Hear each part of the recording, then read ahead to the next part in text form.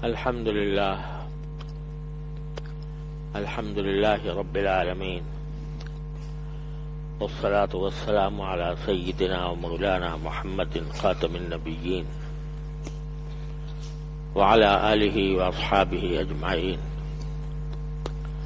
وعلى كل من تبعهم بإحسان إلى يوم الدين. أما بعد، میرے محترم بزرگوں اور دوستو، السلام علیکم رحمۃ اللہ تعالی وبرکاتہ۔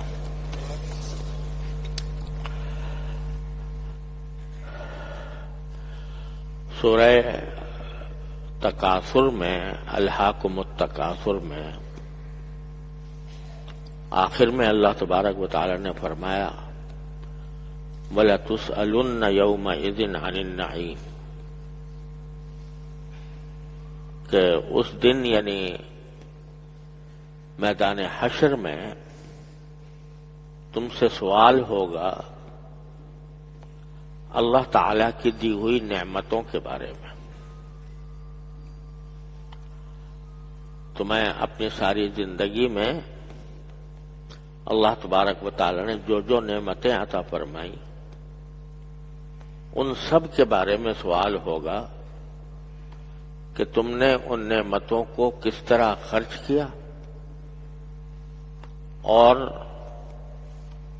اس پر کتنا شکر ادا کیا۔ اسی حدیث کی تشریح سمجھنا چاہیے، اسی آیت کی تشریح سمجھنا چاہیے اس حدیث پاک کو جس میں رسول کریم صلی اللہ علیہ وسلم نے بتایا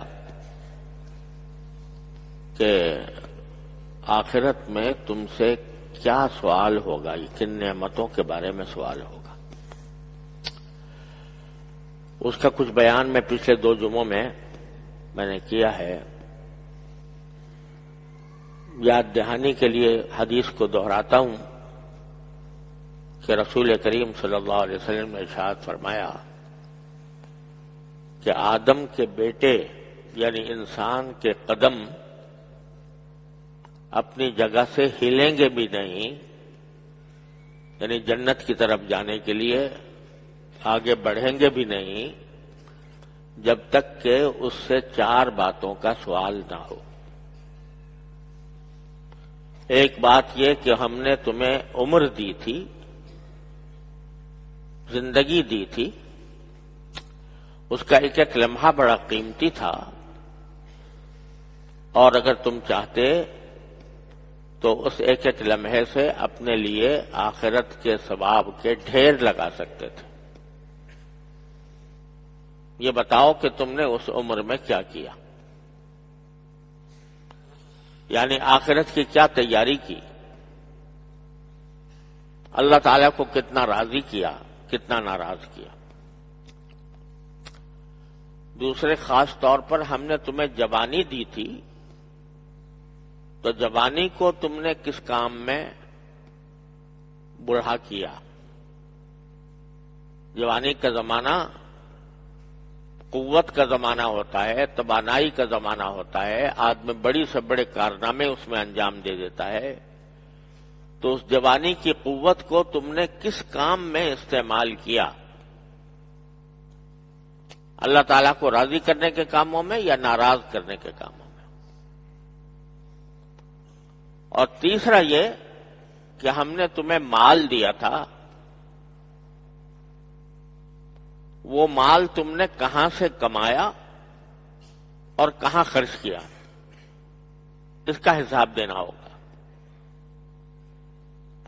اور آخر میں چوتھی بات یہ کہ تمہیں ہم نے علم دیا تھا، اس علم پر تم نے کتنا عمل کیا اور اس سے کیا فائدہ اٹھایا۔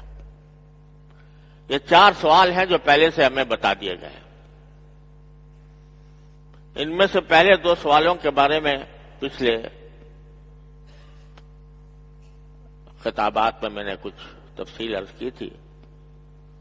تیسرے سوال کی بات چل رہی تھی کہ مال کو تم نے کہاں سے کمایا اور کہاں خرچ کیا۔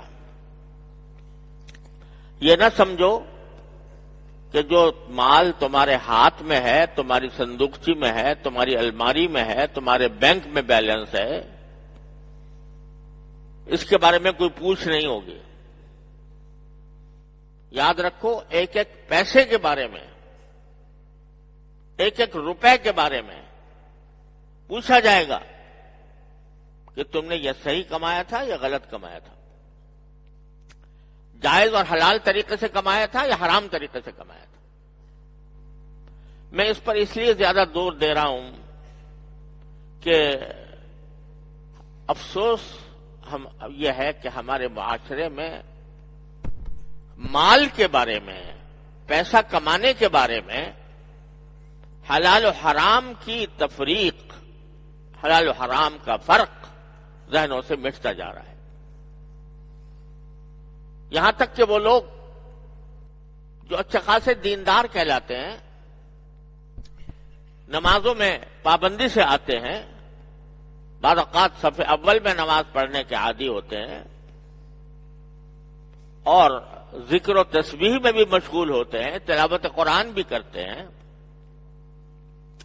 لیکن جب مال کمانے کا وقت آتا ہے تو اس وقت میں یہ تصور ذہن سے مٹ گیا ہے کہ یہ مال میرے پاس حلال طریقے سے آ رہا ہے یا حرام طریقے سے آ رہا ہے۔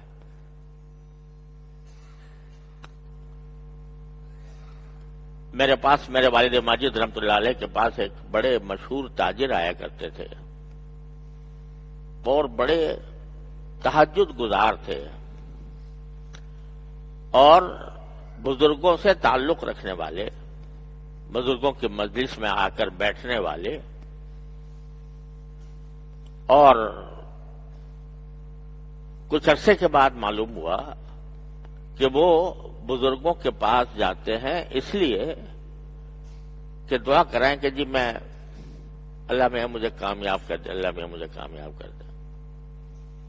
پتہ چلا کہ وہ کامیابی کا مطلب یہ تھا کہ وہ سٹہ کھیلا کرتے تھے اور سٹے میں کامیابی کے لیے بزرگوں سے دعا کرواتے تھے کہ سٹے میں مجھے کامیاب، سٹے کا لفظ تو استعمال نہیں کرتے تھے کہ جی اللہ مجھے کامیاب کر دے۔ اب تہجد پڑھ رہے ہیں، نمازیں پڑھ رہے ہیں، روزے رکھ رہے ہیں، بزرگوں کے پاس جا رہے ہیں، دعائیں کروا رہے ہیں، لیکن پیسہ کمانے کا معاملہ آتا ہے تو کبھی سٹے سے آئے تو چلو لے لو، سود سے آئے تو لے لو، جوئے سے آئے تو لے لو، کسی کا حق مار کر آئے تو لے لو، رشوت دے کوئی دے تو لے لو۔ یہ تصور ذہن سے مٹتا جا رہا ہے کہ اس جو مال حرام طریقے سے کمایا جا رہا ہے اس کا مجھے حساب دینا ہے۔ ایک ایک روپیہ جو تم حرام سے کما رہے ہو تم اپنے پیٹ میں جہنم کے انگارے داخل کر رہے ہو۔ اور یہ بعض چیزیں تو حرام ایسی ہیں جو ہر ایک کو پتہ ہیں، مثلا چوری کرنا، ڈاکہ ڈالنا، یا دوسرے کا مال غصب کر لینا، یا سود کے ذریعے کمائی کرنا، جوئے کے ذریعے کمائی کرنا، یہ سب جانتے ہیں۔ بہت سے لوگ تو یہ جانتے بوجھتے بھی یہ کام کرنے کے لیے نہ صرف یہ کہ تیار ہوتے ہیں بلکہ اس کی تعویلیں اور دلیلیں پیش کرتے ہیں کہ بھئی ہمیں تو اس دنیا میں رہنا ہے، دنیا میں یہ کام ہو رہا ہے، ہم کیا کریں، ہم تو رہیں گے اسی طرح، جو دوسرے کر رہے ہیں ہم بھی کریں گے۔ سود کھا رہے ہیں تو جب دوسرے کھا رہے ہیں میں کیوں نہ کھاؤں، کوئی دوسرے جوا کھیل رہے ہیں تو میں کیوں نہ کھیلوں۔ بعض لوگ تو اس میں بھی سینہ زوری کرتے ہیں، اللہ بچائے، وہ سینہ زوری تو بہت خطرناک کام ہے۔ لیکن بعض کام ایسے ہیں جن کے بارے میں پتہ نہیں، یہ احساس ہی نہیں کہ یہ حرام خوری ہے۔ مثلا ایک آدمی ملازم ہے، 8 گھنٹے کی اس کی ملازمت ہے، وہ اگر دیر سے جائے، جو وقت مقرر ہے اس کے بعد وہ بے پرواہی سے کسی مجبوری کے بغیر دیر لگاتا ہے. ٹائم 9 بجے کا مقرر ہے اور 10 بجے 11 بجے پہنچ رہا ہے. یہ جو 2 گھنٹے اس نے دیر کی، جتنی تنخواہ اس کو ملنی ہے اس ملنے میں سے 2 گھنٹے کی جو تنخواہ ہے وہ حرام ہو گئی. وہ حرام ہو گئی. اب اگر وہ اس کو تنخواہ ملتی ہے تو اس کا ایک حصہ حرام ہے. جو وہ کھانا کھا رہا ہے اس میں بھی وہ حرمت داخل ہے، جو پانی پی رہا ہے اس میں بھی یہ حرمت داخل ہے. کیوں؟ اس لیے کہ اس نے اپنی ڈیوٹی پوری نہیں دی. یا دیر سے جانا تھا، جلدی چلا گیا وقت سے پہلے، تو وہ اس میں جتنا اس نے وقت نوکری کے کام کے بجائے کسی اور کام میں خرچ کیا، اس کے اوپر بھی گناہ ہے، وہ حرام ہے. ایک آدمی کے ذمہ واجب ہے کہ وہ ملازم ہے تو اس کو کام کرنا ہے، مخلوق کے کام کرنا ہے. سرکاری دفاتر کے اندر مثلا مخلوق کی خدمت اس کا فرض ہے، اور وہ وہاں بیٹھ کر لوگ تو انتظار کر رہے ہیں اور بیٹھا قرآن کریم پڑھ رہا ہے، تلاوت کر رہا ہے. وہ تلاوت حرام ہے. جو دوسرے کے کام کو روک کر کی جائے، اس وقت تیرا فرض یہ ہے کہ جو کام جن کا کام تیرے ساتھ اٹکا ہوا ہے ان کا کام کرے، ان کی خدمت کرے. یہ تلاوت حرام. اور جتنی دیر تلاوت کی اتنی دیر کی تنخواہ حرام. لوگ سمجھتے ہیں کہ یہ ہم نے تو نیکی کا کام کیا، ہم نے تلاوت کی، اپنا وقت جو ہے تلاوت میں خرچ کیا، اللہ کو یاد کرنے میں خرچ کیا. ارے اللہ ناراض ہے اس وقت تجھ سے جب تو یہ کام کر رہا ہے، اس لیے کہ تو نے اپنی ڈیوٹی انجام نہیں دی. جتنا پیسہ تو نے اس وقت کی تنخواہ کا کمایا وہ حرام کمایا. چھٹی لینی ہے، ویسے چھٹی ملتی نہیں. ڈاکٹر سے جھوٹا میڈیکل سرٹیفکیٹ تیار کروا لیا اور اس کی بنا پر چھٹی کر لی. خوش ہے کہ مجھے چھٹی مل گئی، تنخواہ پوری ملے گی. یہ پتہ نہیں کہ ایک تو جھوٹ بولنے کا گناہ، ایک اس اپنی وہ جو ڈاکٹر ہے جس سے سرٹیفکیٹ لیا ہے اس کو جھوٹ بلوانے کا گناہ، اور عام طور سے سرٹیفکیٹ بغیر پیسے دیے لیے تو نہیں ملتا، وہ رشوت کا گناہ. اور یہ جو چھٹی کی، اس چھٹی کرنے کا گناہ، اس کے جو تنخواہ ملی وہ تنخواہ حرام. لیکن احساس ہی نہیں، معاشرہ ہے اس میں اس طرح ملوث ہے جیسے ہم نے کوئی گناہ ہی نہیں کیا. حدیث میں رسول کریم سرور دو عالم صلی اللہ علیہ وسلم نے ارشاد فرمایا کہ لحم نبت من سحت فالنار اولا به، او کما قال صلی اللہ علیہ وسلم. انسان کے جسم پر جو گوشت حرام آمدنی سے اگا ہے وہ جہنم کا ہے گوشت. وہ اس کا جو جگہ ہے وہ جہنم ہے، جہنم میں جا کے وہ جلے گا وہ. لیکن پیسے کمانے کے لیے جو راستے ہم نے اختیار کر رکھے ہیں، پورا معاشرہ ڈوبا ہوا ہے. آپ سرکاری دفتروں میں جا کے دیکھیے کس طرح رشوت جو ہے اس کو شیر مادر سمجھ لیا گیا ہے، اور اس کے بغیر کوئی کام نہیں ہوتا. تو یہ جو ہمارے حالات خراب ہیں، ہم جن مصائب و آلام کا شکار ہیں، وبائیں ہم پر مسلط ہیں، دشمن ہم پر مسلط ہیں، ظالم حکمران ہم پر مسلط ہیں. یہ ویسے ہی نہیں ہے کہ اللہ میاں کو ہم سے کوئی بیر ہے یا کوئی عداوت ہے یا کوئی دشمنی ہے، اس وجہ سے ہمیں ایسے حالات سے دو چار کر دیا ہے. یہ سب ہمارے ہاتھ کے کرتوت ہیں. اور افسوس یہ ہے کہ اس پر متنبہ کرنے والے بھی بہت کم رہ گئے ہیں. تقریریں ہوتی ہیں، بیانات ہوتے ہیں، مواعظ ہوتے ہیں، ان کے اندر اس پہلو کی طرف بہت کم متوجہ کیا جاتا ہے کہ تم جو کھانا کھا رہے ہو یہ حرام کھا رہے ہو۔ تو اللہ تبارک و تعالیٰ اس سے محفوظ رکھے ہر مسلمان کو۔ لیکن دیکھو، انسان کی زندگی کا کوئی بھروسہ نہیں۔ آج ایک آدمی ہنستا کھیلتا چند لمحوں میں رخصت ہو جاتا ہے، ایکسیڈنٹ ہو گیا اس میں ختم ہو گیا، کسی دہشت گرد نے گولی چلا دی تو ختم ہو گیا، ہارٹ اٹیک ہو گیا تو ختم ہو گیا، برین ہیمریج ہو گیا تو ختم ہو گیا۔ جوان آدمی، قوی آدمی، وہ بھی کسی وقت چل بستا ہے۔ تو ہر وقت انسان کو تیار رہنا چاہیے اس بات کے لیے کہ اگر میں آج مر جاؤں تو میں حساب دے سکوں میں نے پیسے کہاں سے کمائے تھے، کہاں خرچ کیے تھے۔ حدیث میں رسول کریم صلی اللہ علیہ وسلم کا ایک ارشاد مروی ہے کہ دنیا میں اس طرح رہو جیسے ایک مسافر رہتا ہے۔ کن فی الدنیا کا انک غریب و عابر سبیل، مسافر جس طرح رہتا ہے، اس لیے کہ باقی یہ سفر ہے تمہارا زندگی کا، یہ ہمیشہ کے لیے ٹھہرنے کی جگہ نہیں ہے۔ ایسے رہو جیسے کہ اجنبی ہو یا مسافر ہو۔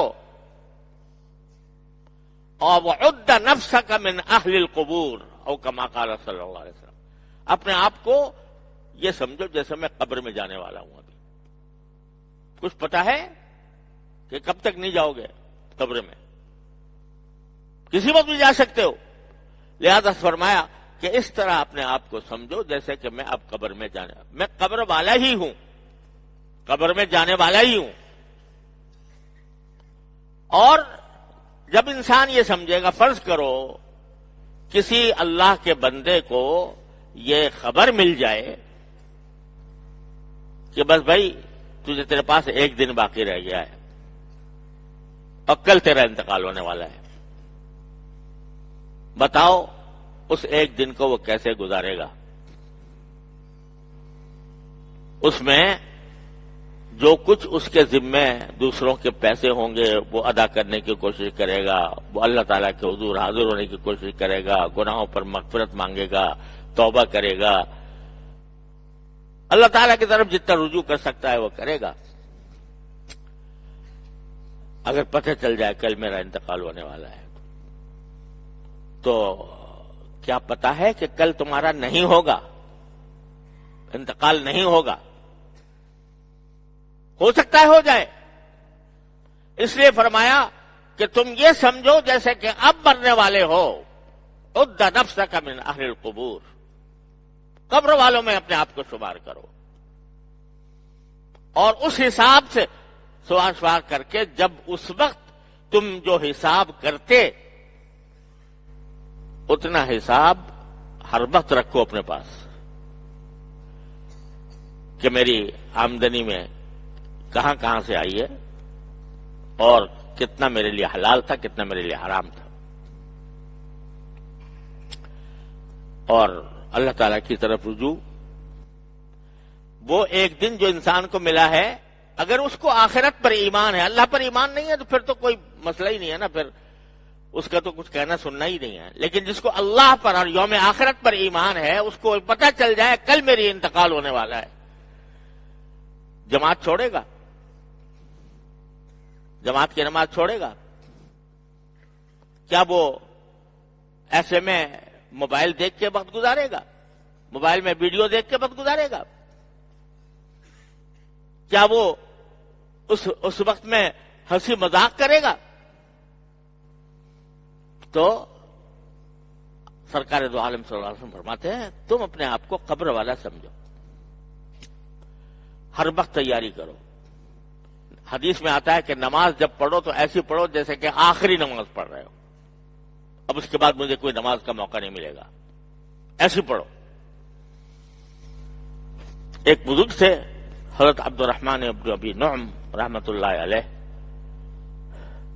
ان سے کسی نے پوچھا کہ اگر آپ کو پتہ چل جائے کہ آپ کا آج ہی انتقال ہونے والا ہے یا کل ہونے والا ہے تو آپ کیا کریں گے؟ تو انہوں نے جواب دیا کہ وہی کروں گا جو اب کر رہا ہوں، وہی کروں گا جو اب کر رہا ہوں. یعنی میں تو پہلے دن سے اپنے آپ کو قبر والا سمجھتا ہوں کہ کل میرا قبر ہو جائے، قبر میں چلا جاؤں گا، لہذا جو میں عمل کر رہا ہوں اب تک وہی سوچ کر رہا ہوں، اس وقت بھی یہی کروں گا.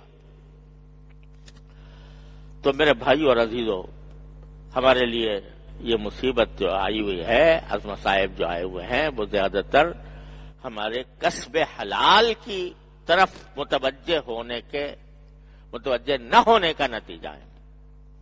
فکر نہیں ہے پیسے کہاں سے آ رہے ہیں، کتنے خرچ ہو، کس طرح آ رہے ہیں. ایک ایک پیسے کا انسان کو حساب رکھنا چاہیے. حضرت شیخ الہند رحمۃ اللہ علیہ، آج دنیا ان کو شیخ الہند کہتی ہے.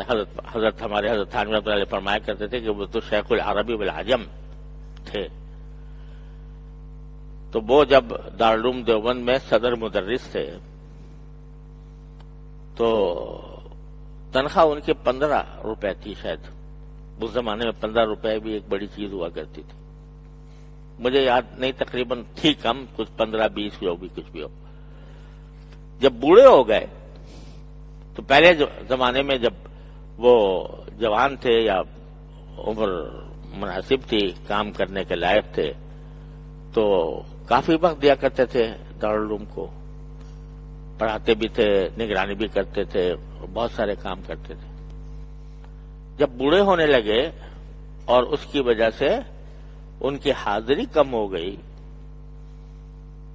اور اتنا وقت نہیں دیتے تھے کہ جتنا پہلے دیا کرتے تھے، تو درخواست دی مجلس شورا کو دارالعلوم دیوبند کہ میں آپ حضرات سے درخواست کرتا ہوں کہ پہلے میری جو تنخواہ تھی اس میں زیادہ کام کیا کرتا تھا، اب بوڑھا ہونے کی وجہ سے کم کام کرتا ہوں، لہذا میری تنخواہ جو ہے وہ کم کر دی جائے. کم کر دی جائے. تنخواہ بڑھانے کی درخواستیں تو پتہ نہیں ساری دنیا میں دی جاتی ہوں گی، لیکن تنخواہ کم کرنے کی درخواست جو ہے اس کی مثال انہوں نے ہی قائم کی. اس لیے کہ یہ فکر تھی کہ تنخواہ جو آ رہی وہ حلال ہو رہی ہے میرے لیے، نہیں حرام ہو رہی ہے، حرام تو نہیں ہو رہی. تو جب تک انسان کے دل میں یہ فکر پیدا نہ ہو، اسی لیے رسول کریم صلی اللہ علیہ وسلم فرما رہے ہیں کہ تمہیں حساب دینا ہوگا. قیامت میں تم سے سوال کیا جائے گا تمہارے مال کے بارے میں، کہاں سے کمایا اور کہاں خرچ کیا. تو میں اس کے اوپر زیادہ اہمیت کے ساتھ اس لیے عرض کر رہا ہوں کہ یہ بڑا خطرناک معاملہ ہے، بڑا خطرناک معاملہ ہے. یہاں آپ حکومت آپ کے اوپر ٹیکس لگاتی ہے، ظالمانہ قسم کے بھی ٹیکس ہوتے ہیں اور انصاف والے بھی ہوتے ہیں، دونوں طرح کے ہوتے ہیں. اب وہ خطرہ آپ کو رہتا ہے کہ بھئی ٹیکس والا آ کے میری چھان بین کرے گا، تو آپ اپنا حساب کتاب جو ہے وہ اس کے حساب سے رکھتے ہیں تاکہ میری کہیں پکڑ نہ ہو جائے. لیکن وہاں تو آپ چھپا بھی سکتے ہو اور چھپا کر اپنے ٹیکس کو کم بھی کرا سکتے ہو. وہ ٹیکس عائد کرنے والا عالم الغیب نہیں ہے جس کو تمہاری ہر حرکت کا پتہ ہو، لیکن وہاں حساب لینے والا عالم الغیب ہے. وہاں تم چھپا نہیں سکو گے کہ میں نے نیچے سے لے لیے تھے کچھ پیسے. وہاں حساب نہیں، وہاں چھپانے کا کوئی راستہ نہیں ہے. حساب دینا ہوگا، ایک ایک پائی کا دینا ہوگا. اللہ تبارک و تعالیٰ اپنے فضل و کرم سے، اپنی رحمت سے ہمیں یہ احساس ہمارے دلوں میں پیدا فرما دے. اسی احساس کا نام تقویٰ ہے، اسی احساس کا، اسی شعور کا کہ جو کچھ کر رہا ہوں میرے اللہ کو راضی کر رہا ہے یا ناراض کر رہا ہے، اسی احساس کا نام تقویٰ ہے. اللہ تبارک و تعالیٰ اپنے فضل و کرم سے ہم سب کو اس تقویٰ سے آراستہ فرما دے. یہ تقویٰ حقیقت میں ہمیں عطا فرما دے اور اس کے نتیجے میں اللہ تبارک و تعالیٰ ہماری آخرت درست فرمائے. وآخر دعوانا الحمدللہ۔